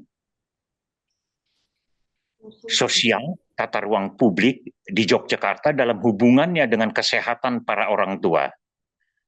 Itu akan sangat menarik sekali, karena terdapat bukan cuma 1.000, 2.000, ada 200, 300, 400 ribu orang tua yang disebut lansia itu tidak mendapatkan ruang publiknya. Ini juga masalah kebudayaan, dan ini apakah akan didengar? Mudah-mudahan, tapi harus dilakukan satu kontrol terhadap persoalan semacam begini. Di Solo terjadi kritik terus-menerus terhadap ruang publik. Anda bayangkan ada taman 12 tahun didirikan dengan biaya miliaran terbengkalai. Itu terjadi, dan sudah banyak kritik, dan tetap tidak ada perbaikan. Tapi kritik memang harus tetap dilakukan. Komitmen politik adalah satu pertaruhan dalam kehidupan kebudayaan. Kalau ada seniman yang tidak mau berpolitik, ya sulit sekali. Mereka juga akan tersingkir. Tentu ada orang yang mengatakan, wah saya tidak berpolitik, tapi ya itu politik dia. Terima kasih. Oke, terima kasih Pak Halim. Ya, Mas Adin. Tanyanya tadi apa? Terkait dengan Lupa. ini, apa istilahnya, bagaimana keterlibatan kita, cara-cara keterlibatan kita untuk mengontrol di wilayah-wilayah institusi kebudayaan di daerah, gitulah. intinya begitu. Mungkin nggak mengontrol ya karena kita nggak punya power Iya. sebesar Nggak mau terus. Sorry, ya sorry. ya sebenarnya ada banyak cara ya untuk apa ya masuk, tapi kan nggak semua orang punya ketabahan yang sama menghadapi birokrasi, karena menghadapi birokrasi itu butuh satu skill yang lain dan satu ketabahan yang lain gitu kan. Kalau teman-teman nggak punya itu ya pasti berat gitu kan, karena mereka kan punya punya kulturnya sendiri tuh. Eh, Kalau di kasus kami kan emang ya mungkin karena sudah cukup lama menaun gitu, kenalannya jadi banyak gitu. A- Ada aja orang yang misalnya diajak ngobrol atau nanti dulu kan kita nggak pernah bayangkan misalnya tata kelola, apakah tata kelola kota lama, apakah ada penyusunan penyusunan perda atau penyusunan produk-produk hukum yang lain kayak kemarin RPJMD, RPJPD, apa rencana jangka menengah dan rencana jangka panjang daerah itu harus seperti apa di provinsi, kan akhirnya kita juga bisa ikut ikut ngomong gitu kan. Ada juga yang misalnya melalui jalur-jalur ini kan, konsultan gitu kan. Karena kan mereka kadang-kadang juga nggak tahu itu apaan, terus dikerjakan oleh konsultan. Nah, bisa nggak menjadi bagian dari konsultan itu atau berteman dengan konsultan itu? Itu kalau kita ngomong di dari tataran konsultan. Tapi juga kalau punya media mungkin juga bisa bersuara di media seperti dilakukan oleh teman-teman atau senior-senior kita dulu gitu kan, yang bisa mempengaruhi opini publik, atau dewan-dewan yang memang satu visi. Itu mencari dewan yang sevisi juga juga nggak pernah gampang gitu. Aku sering manfaatin kayak seolah-olah kita punya jaringan pusat gitu. Itu kadang-kadang mereka masih, oh memang ini orang kenal banyak orang terus bisa diajak mikir gitu kan. Jadi kadang-kadang ada faktor relasi power, kadang-kadang ada faktor pengetahuan atau intelektualitas, kadang-kadang juga karena opini publik, karena mungkin kita sudah punya modal sosial maupun budaya sendiri sehingga mereka penting untuk mengajak kita ngobrol, atau ya tempel ketat sambil bersabar itu kan, karena kan eh, aku tahu itu capek banget itu. Sebagian teman-teman juga nggak tahan, masuk politik juga kayak menjijikan, tapi mendekati birokrasi juga nggak punya ketabahan. Itu kan akhirnya membuat jadi jalan-jalan buntu yang lain tuh. Ya setidaknya kalau memang mau meretas ke sana ya kita sendiri sebagai person ya emang harus punya bekal itu gitu.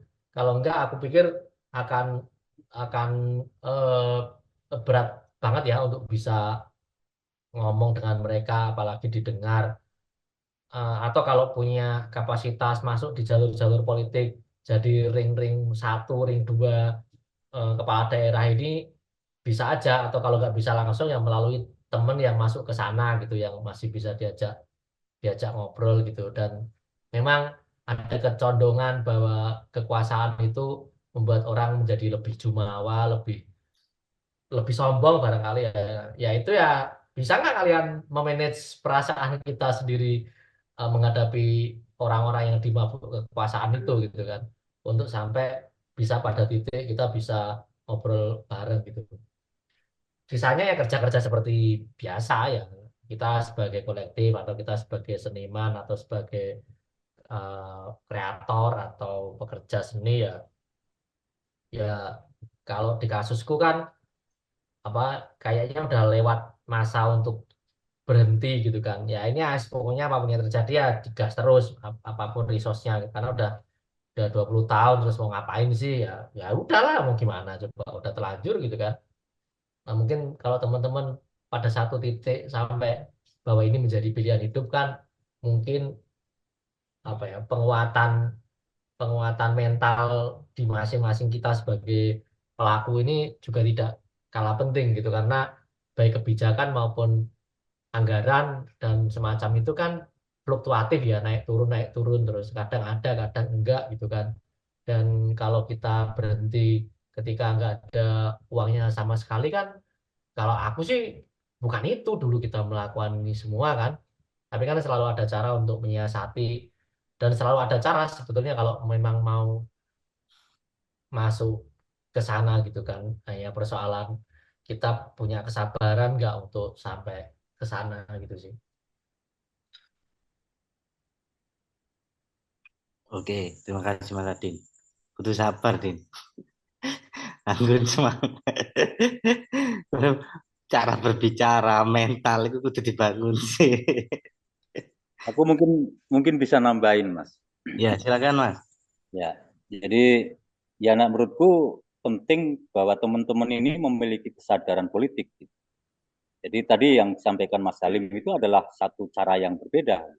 Pak Darmanto Yatma dengan kritiknya itu kan landasannya adalah bagaimana memiliki kesadaran berpolitik sehingga dia terlibat dalam proses apapun.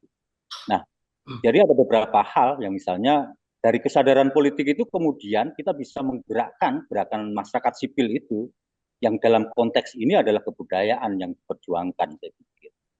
Ada banyak ruang untuk kemudian dimasukkan. Jadi, tapi yang utama menurut saya bahwa bagaimana teman-teman di kebudayaan itu memiliki kesadaran politik yang baik. Nah, seringkali kita itu tadi yang disampaikan oleh Adin, seringkali kita itu gamang. Jadi engkau naik melu, wah enggak ada, aku enggak berpolitik gitu. Tapi kemudian dia mengeluh setelah kemudian politik karena dia tidak mau bergerak dalam konteks tidak memiliki kesadaran politik itu, kemudian kebijakannya ke arah yang mana, kemudian yang tidak menguntungkan ruangnya jadi ngeluh. Makanya menurut saya yang utama itu. Jadi bagaimana teman-teman memiliki kesadaran politik yang baik sehingga bisa memasuki, uh, bisa mendorongkan banyak hal dalam proses kebijakan, membangun kebijakan itu. Tadi Adin sempat mengatakan bahwa kesadaran politik itu kan bisa dibentuk dengan berbagai macam cara. Misalnya gini, oh kita susah nih ngomong dewan, dewan belum tentu juga yang memiliki pemahaman. Kenapa tidak mulai sekarang kita mendorong atau kita mendorong kawan-kawan kita untuk hadir di situ?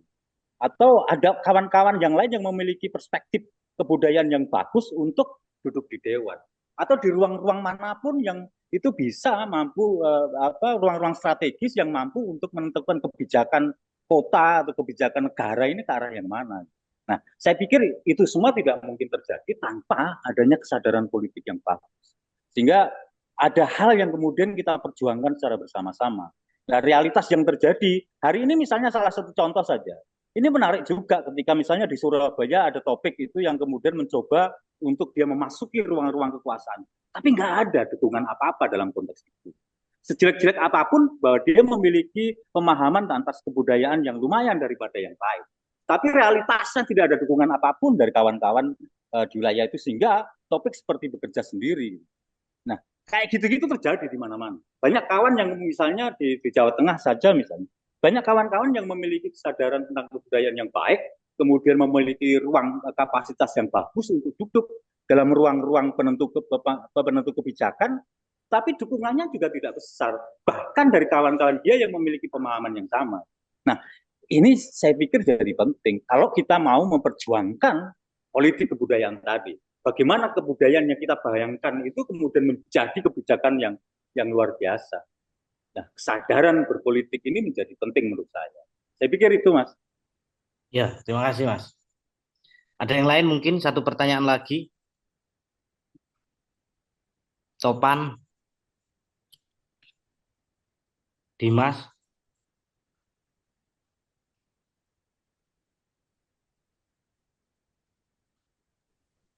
Cek, aku Mas Fahmi. Ya, Ya mungkin untuk Mas Adin ya.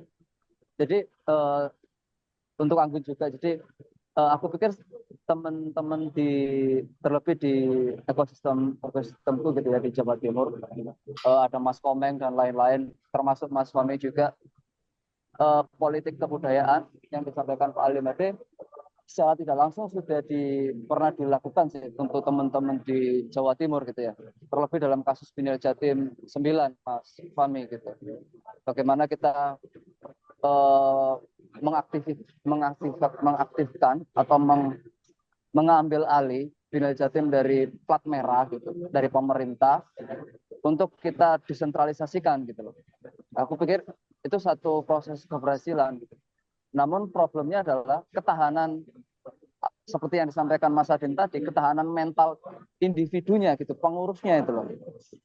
Ketika kita mendapatkan funding besar dan mampu menyebarkan dana itu, kita oke lah. Tapi katakanlah ketika dinamika ekonomi tidak bekerja atau karena tidak mendukung kita, apa yang kita lakukan gitu loh. Bahkan problem yang paling detail sekalipun, teman-teman kita itu terkadang menjadikan dana kebudayaan atau dana hibah atau funding dan seterusnya itu secara pragmatis gitu, Mas Adin gitu. Jadi ada problem-problem kecil juga terhadap teman-teman kita di diri individu gitu, Mas Adin. Nah, gimana kita merespon itu atau mengantisipasi atau bahkan kita memberikan satu masukan gitu. Kita tahu kalau kritik di Surabaya atau Jawa Timur sepengetahuan itu tidak terlalu bergaung ya, bahkan cenderung tidak ada gitu loh, apalagi para kritikus gitu loh. Itu sih Mas Adin, Mas Fahmi. Kritik untuk apa maksudnya? Apa Mas Adin? Kritik untuk apa? Enggak, maksudku terlebih pertanyaannya adalah gimana kalau penyakit itu sampai ke individu gitu loh. Political kebudayaan ini dialihkan cenderung ke negatif gitu loh. Ya, jadi penghasilan individu dan seterusnya itu. Itu kan penyakit-penyakit yang sebenarnya apa ya? Nyangkut ke relasi kekuasaan politik ekonomi ini gitu. Itu Mas Adil. Ya aku pikir balik lagi itu memang jam terbang ya, karena kan kedewasaan teman berorganisasi itu kan macam-macam ya. Orang yang sudah tua itu belum tentu dewasa dalam organisasi ya. Karena kedewasaan dalam berorganisasi itu hal yang lain. Jadi eh, persoalan pembagian kerjaan, pembagian budget segala macam itu kan memang perlu disikapi sendiri-sendiri oleh masing-masing rumah tangganya ya. Dan tentu itu memang ada ilmu standarnya, tapi juga ada yang lebih organik gitu kan. Tergantung teman-teman tuh, terutama kolektif mau pakai yang organik begitu atau yang memang standar-standar organisasi yang seperti kita kenal ideal, sama rata, setara, apalah dengan berbagai macam kesepakatan-kesepakatan. Kan nggak semua orang bisa tahan tahan itu juga kan, apa dalam bersama dalam cukup waktu yang panjang gitu kan. Mungkin kalau pas rapat ngomongnya indah-indah, tapi begitu dia sudah implementasi ngangkat galon tunggu-tungguan gitu. Itu kan sering terjadi gitu kan. Jadi memang ada orang yang pandai berkata-kata, tapi ketika implementasi eksekusi dia mungkin nggak cukup oke gitu misalnya. Nah, kalau persoalannya kayak gitu, termasuk dalam tata kelola anggaran yang didapat atau enggak itu memang satu hal yang lain ya. Tapi kalau kita ngomong lebih luas bahwa itu adalah ekosistem atau policy, kebijakan segala macam, itu kayaknya memang intervensinya memang intervensi power gitu kan, kekuasaan gitu kan. Dan itu macam-macam gitu kan. Yang seperti aku bilang tadi, ada yang nempel di konsultan, ada yang nempel di dewan, ada yang nempel di dinas. Aku pikir dimulai dari yang teman-teman deket dulu yang diidentifikasi sebagai bagian dari power, dari yang nyaman untuk diakses gitu kan. Kalau praktek-praktek kami sendiri kan karena sudah menaun gitu ya, itu ya pelan-pelan emang ada gitu. Oh, kayaknya lewat ini, kayaknya lewat itu. Oh, ini nggak bisa, ini nggak. Itu juga berkali-kali mentok juga sih, sampai kayaknya ada harapan di bagian ini, kayaknya nggak bisa lagi dan seterusnya gitu-gitu kan. Dan eh eh, daya tahan ya, endurance itu emang yang menurutku tidak ada jalan lain sih. Itu emang hanya bisa dilalui melalui praktek yang panjang sih. Apakah ada shortcut? Ya tentu ada gitu. Cuma aku nggak bisa ngasih tahu karena aku nggak ahli di situ gitu loh. Mungkin kalau ada ahli orang yang shortcut itu ya ya ya silakan karena pasti ada gitu loh. Cuma aku nggak bisa ngasih saran itu karena aku bukan orang yang shortcutter itu memang nggak bisa aja gitu loh. Aku orang yang memang pelari maraton gitu, yang lama, yang pelan-pelan, jangka panjang, terus menerus, persisten. Nah, itu aku tuh, itu histeria tuh. Tapi kalau yang mau cepet-cepet itu belajarnya ya lewat yang lain. Makanya aku bilang bukan berarti caraku yang paling benar gitu loh, tapi ada cara-cara yang lain yang aku nggak bisa gitu. Nah, itu bisa belajar pada yang lain kalau memang misalnya mengharapkan sesuatu yang lebih uh, cepat gitu kan. Kalau di momentum pilkada hari ini, kalau teman-teman mau eksperimen, meskipun mungkin sudah agak telat ya, karena udah wah, menjelang tanggal 27 itu ya bisa aja tuh nempel-nempel ke mereka ya untuk iseng-iseng tuh kalau mau eksperimen. Ya, ada lagi mungkin ya, cukup ya. Ini juga apa istilahnya menjawab dari Mas Daniel itu. Memang kekurangan, apalagi kalau entah ini juga terjadi di daerah lain atau hanya di ekosistem di Jawa Timur gitu, ada satu problem ketika kita masuk ke wilayah-wilayah politik. Itu ketika turun itu muncul kecurigaan, politikus ini politikus. Jadi negatifnya itu ketika gembul sesama seniman aja ketika kita misalkan masuk di jajaran Dewan Kesenian ataupun apa itu sudah muncul kecurigaan-kecurigaan katanya ono project opo gitu.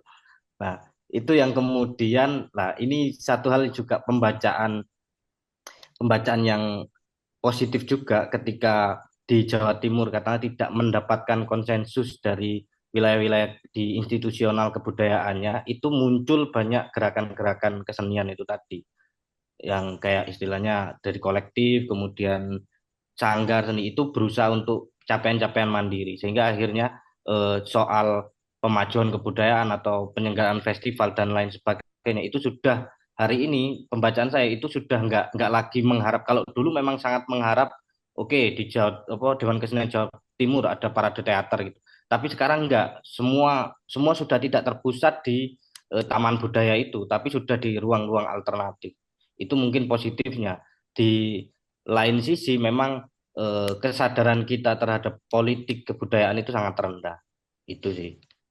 Itu mungkin yang makanya lewat-lewat kajian-kajian gini kan barangkali Dimas atau siapa atau Anggun bisa apa istilahnya ya. Secara eksistensialnya bisa oke lah aku tak masuk nang Dewan Kesenian coba enggak dengan percaya diri memperbaiki. Tapi gini loh, maksudku itu tuh dirasain itu nggak bikin kita mati kok. Nggak bisa nggak aku di Dewan Kesenian 2 periode gitu kan atau di komite sekarang juga 2 periode kalau sekedar orang ya apa daiknya itu praktek kita yang akan membuktikan bahwa kita ini eh, benar apa enggak gitu kan kecurigaan-kecurigaan orang itu nantilah tapi nanti waktu yang akan membuktikan kok kita benar atau enggak bahkan kalau kita pun benar pasti akan tetap ada orang yang nggak suka atau yang nggak respect atau apalah namanya orang kan kita nggak bisa mengontrol orang lain jadi kalau memang mau masuk ya masuk aja dan Dewan Kesenian itu hanya bagian paling kecil itu. Kalau sekarang ya di politik praktis ya itu dukungan-dukungan apa wali kota atau bupati atau gubernur itu gitu kan. Tapi ya itu tadi yang aku bilang nggak gampang juga gitu masuk dalam circle mereka gitu. Kalau memang mau misalnya mau main gitu ya.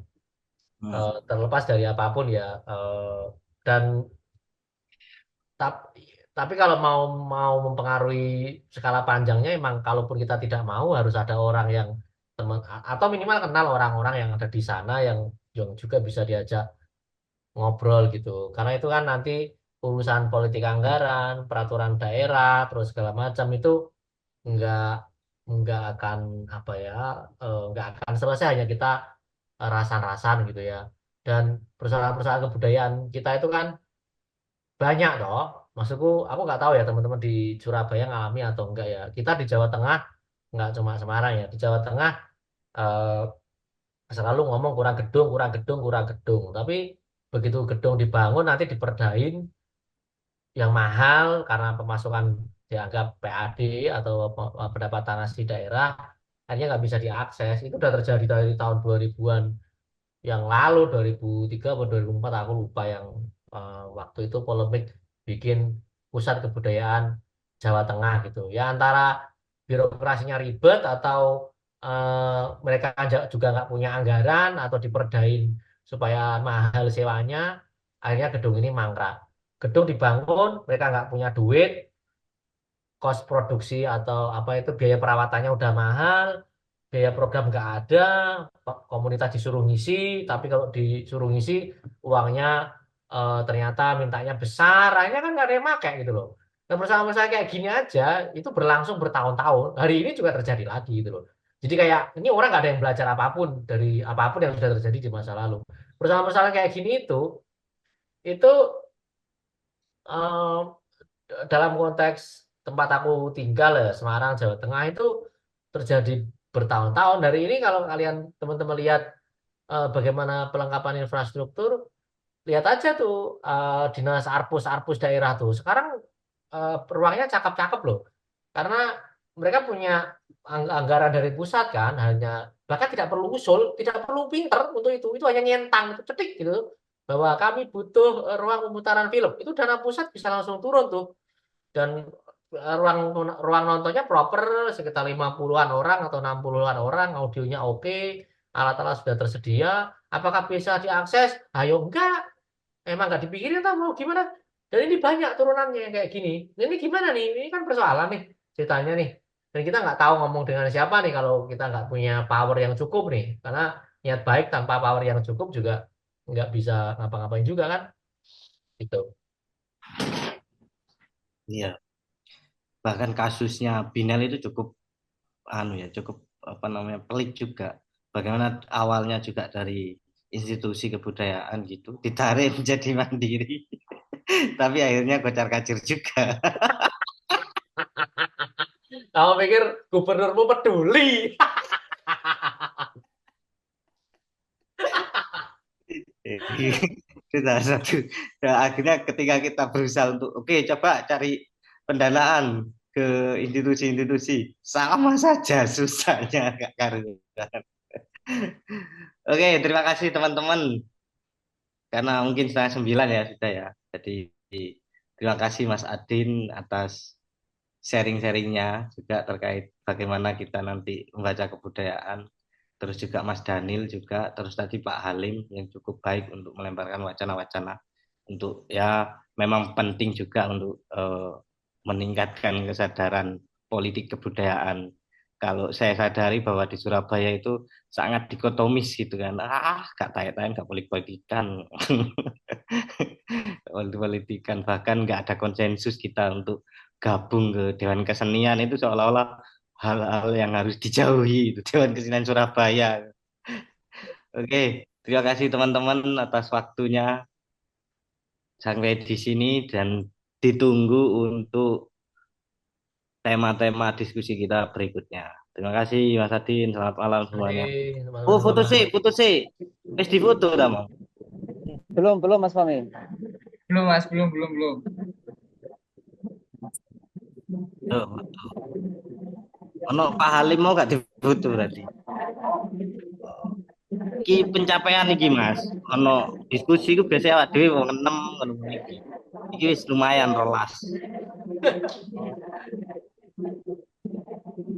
Bagaimana Rolas. teman-teman? Mari kita foto dulu. Nanti Pak Halim bisa dimasukin ke edit. Iya. Zan itu. Bagi yang berkenan bisa menyalakan kameranya untuk foto bersama. Oke. Undang Dim Halim HD untuk saya. Iku mau sampean ta Mas sing ngundang Pak Halim. Lewat Mas Adin. Tadi Pak Agung gabung kayak ya, Mas Adin ya? Agung Sopo. Hujat Mika. Gak ngerti aku. Tapi temennya kayak ketemu Mas Halim, metu deh. Oke, silakan buat teman-teman kita foto dulu untuk pendokumentasian. Bisa on cam. Silakan Raoub. Oke, siap ya teman-teman. Di hitungan 3, 1, 2, 3. Sekali lagi, yuk. Mas Topan. 1, 2, 3. Baik, terima kasih teman-teman. Saya kembalikan ke Mas Dimas. Oke, terima kasih buat teman-teman yang sudah gabung di sini. Semoga sedikit percakapan ini menimbulkan kegelisahan atau bahkan aktualisasi. Terima kasih Mas Adin, Mas Fahmi. Saya akhiri. Assalamualaikum warahmatullahi wabarakatuh. Waalaikumsalam.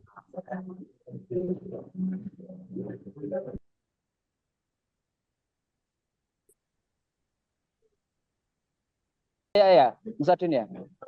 Agung sapa? Hujat Mika. Nggak ngerti aku. Tapi metu meneh kayak ketemu Mas Halim, metu deh. Oke, silakan buat teman-teman kita foto dulu untuk mendokumentasian. Bisa on cam. Silakan Rauf. Oke, siap ya teman-teman. Di hitungan 3, 1, 2, 3. Sekali lagi, yuk. Mas Topan. 1, 2, 3. Baik, terima kasih teman-teman. Saya kembalikan ke Mas Dimas. Oke, terima kasih buat teman-teman yang sudah gabung di sini. Semoga sedikit percakapan ini menimbulkan kegelisahan atau bahkan aktualisasi. Terima kasih Mas Adin, Mas Fahmi. Saya akhiri. Assalamualaikum warahmatullahi wabarakatuh. Waalaikumsalam.